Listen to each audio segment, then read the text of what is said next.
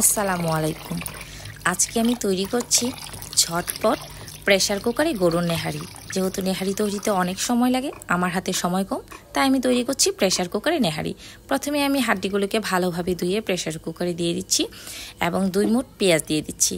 এরপর দিচ্ছি 1.5 চামচ রসুন বাটা, 1.5 চামচ আদা বাটা, 1 চামচ হলুদ বাটা, হলুদ গুঁড়া, 1 চামচ মরিচ গুঁড়া, 1 চামচ ধনিয়া গুঁড়া। তারপর আমি দিয়ে দিচ্ছি পরিমাণ মতো সরিষার তেল। আপনারা চাইলে সয়াবিন তেলেও নেহারিটি করতে পারেন। তারপর আমি দিয়ে দিব এখন গরম মশলা, এলাচি, দারচিনি, লং এবং গোলমরিচ। গরম মশলা দেওয়ার পরে আমি হাতের সাহায্যে এই নেহারির হাড়গুলোকে ভালোভাবে মিশিয়ে নিব। যেহেতু প্রেসার কুকারে রান্না করা হবে, তাই স্টেপটা অনেক গুরুত্বপূর্ণ।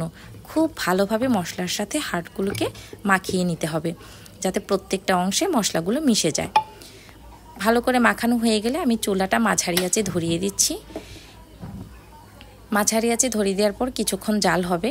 তারপর আমি আবার এগুলোকে নেড়ে চেড়ে দিব, যাতে উপর নিচ সব জায়গায় মশলাগুলো ভালোভাবে মিশে যায়। আমি এখানে প্রথমে লবণ দিইনি, তাই এখানে দিয়ে দিচ্ছি লবণ গুঁড়া পরিমাণ মতো। লবণ দেওয়ার পরে আমি আবার নেহারির হাড়গুলোকে ভালোভাবে মিশিয়ে দিচ্ছি। তারপরে আমি দিয়ে দিচ্ছি প্রায় 1.5 কেজি পরিমাণ পানি দেওয়ার পর আবার ভালোভাবে নেড়ে চেড়ে আমি এখন প্রেসার কুকারে ঢাকনাটি লাগিয়ে দিব। ঢাকনাটি লাগানোর পর প্রায় 40 থেকে 50 মিনিট মাঝারি আঁচে এটি রান্না হবে। 40 থেকে 50 মিনিট পর ঢাকনাটি খুলে আমি চেক করে দেখব হাড়গুলো ভালোভাবে সিদ্ধ হয়েছে কিনা। যেহেতু আমারটা ভালোভাবে হয়ে গেছে, তাই এখন আমি বাগার দিয়ে দিব। বাগারে দিচ্ছি জিরে, আস্ত জিরে, শুকনো মরিচ, রসুন কুচি এবং আদা কুচি। আদা কুচিটি অবশ্যই দেওয়ার চেষ্টা করবেন, তাহলে ফ্লেভারটা অনেক ভালো আসে। ব্যাস, আমি ফোড়ন দিয়ে দিলাম।